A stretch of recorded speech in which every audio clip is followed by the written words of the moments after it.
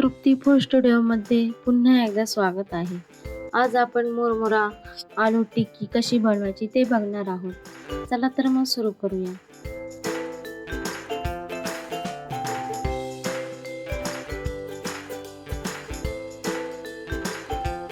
सर्वात आधी एक छोटी वाटी मुरमुरा घेतला आहे आणि एक छोटा बटाटा घेतला आहे. त्याची साल काढून घेतलेली आहे. त्यानंतर एक किसणी घेऊन बटाटा बारीक किसून घेऊ.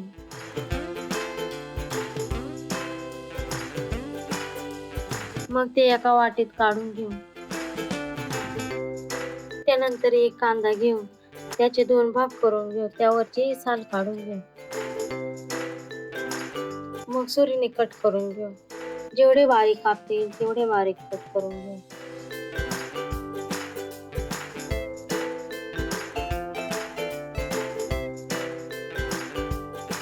आणि टोमॅटो पण बारीक सुरीच्या साहाय्याने कापून घेऊ.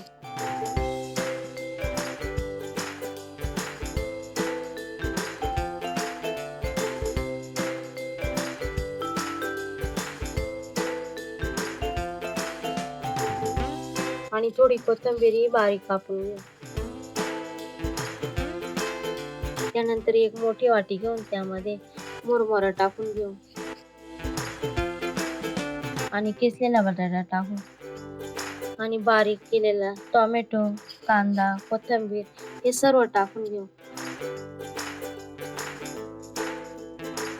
मग त्यामध्ये मोठा चमचा तांदळाचे पीठ टाकून घेऊ. त्याच चमच्याने बेसन पीठ टाकून घेऊ. मग 1 चमचा मीठ टाकू आणि 1 चमचा हळद. हे सर्व मिक्स करून घेऊ. मस्त असा गोळा करून घेऊ त्याचा. मग त्यामध्ये अजिबात मिरची वगैरे काही टाकलेली नाही, कारण लहान मुलेही खातात. त्यामुळे लहान मुलांना एकदम ही रेसिपी परफेक्ट आहे. तुम्ही ही रेसिपी एकदा नक्की ट्राय करून पहा. मुलांना खूपच ही आवडेल.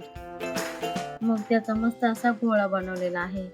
मग त्याचे छोटे छोटे गोळे करून घेऊ. मस्त अशी टिक्की बनवून घेतली आहे. पॅन मध्ये ठेवून देऊ. मग गॅसवर पॅन ठेवून त्यावर तेल टाकून घेऊ.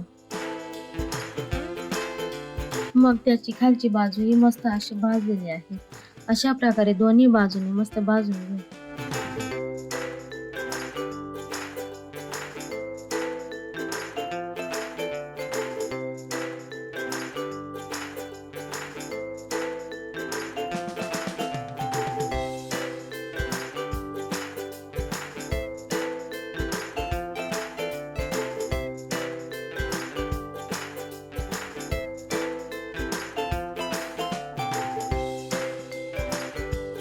मग असे चांगली भाजली आहे. आता ते प्लेटमध्ये काढून घ्या. अजिबात तेलकटही होत नाही.